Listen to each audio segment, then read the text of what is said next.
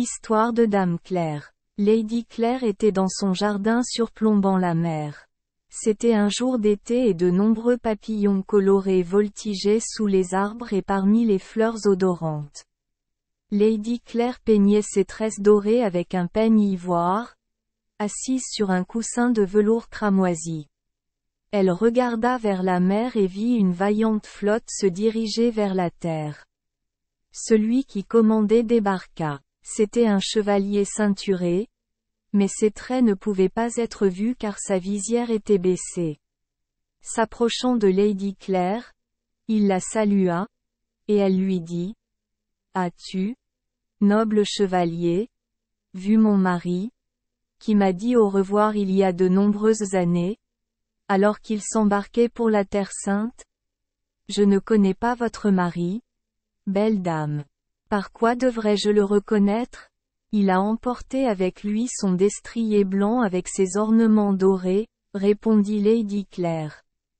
Sur sa lance il portait un fanion rouge.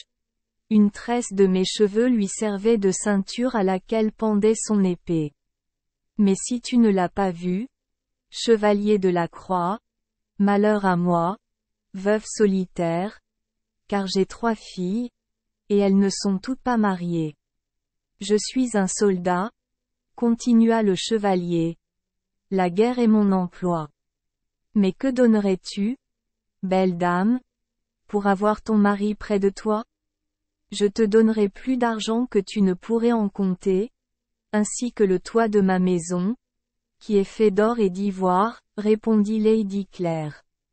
Je ne me soucie ni de l'or ni de l'argent. Ils ne me sont d'aucune utilité, car je suis soldat et engagé dans la guerre, et je n'ai jamais vu ton mari. Mais que donnerais-tu, belle dame, pour l'avoir ici ? Demanda le chevalier. Je te donnerai mes bijoux, qui ne peuvent être ni pesés ni mesurés. Je te donnerai mon métier à tisser en or et ma quenouille en argent bruni, dit Lady Claire. Je ne souhaite ni or ni argent. Ma main est plus familiarisée avec l'acier, car je suis un guerrier et je n'ai jamais vu ton mari. Mais que donnerais-tu pour l'avoir près de toi ? S'écria le chevalier. Je te laisserai choisir une de mes filles. Ils sont aussi beaux que la lune ou que le soleil lorsqu'il se lève, insista Lady Claire. Je ne veux pas de tes filles. Ils ne peuvent pas m'épouser, car je suis soldat et engagé dans la guerre, et je n'ai jamais jeté les yeux sur ton mari. Mais que donnerais-tu pour avoir ton propre chevalier ici ? S'exclama le guerrier. Je ne peux pas te donner plus, et tu n'as pas plus à me demander, répondit Lady Claire. Tu as encore à donner, car tu ne t'es pas encore offert. Belle dame, dit le chevalier. Un chevalier ceinturé qui ose parler ainsi mérite d'être traîné dans mon jardin, attaché à la queue de mes chevaux. Venez ici, mes vassaux, et punissez ce grossier soldat. S'écria Lady Claire. N'appelle pas tes vassaux, car ils sont aussi les miens, dit le chevalier, et ne sois pas en colère contre moi, car je t'ai déjà embrassé. Alors tu es sûrement mon brave seigneur, dit Lady Claire. Mais comment feras-tu tes preuves ? Par l'anneau d'or aux 7 pierres précieuses que j'ai partagé avec toi en partant, répondit le chevalier. Voici ma moitié. Où est le tien, mes filles ? S'écria Lady Claire. Apportez ici ma moitié de l'anneau, car votre père est là pour la réclamer.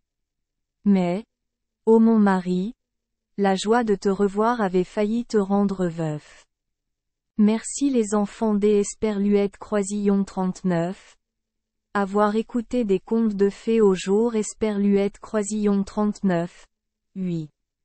Espérons que les histoires apporteront aux enfants des moments heureux et significatifs. Si vous aimez notre chaîne, veuillez appuyer sur le bouton S Esperluette Croisillon 39. Abonner, pour ne manquer aucune histoire intéressante. Je vous souhaite une bonne nuit de sommeil et de beaux rêves. Rendez-vous dans la prochaine histoire.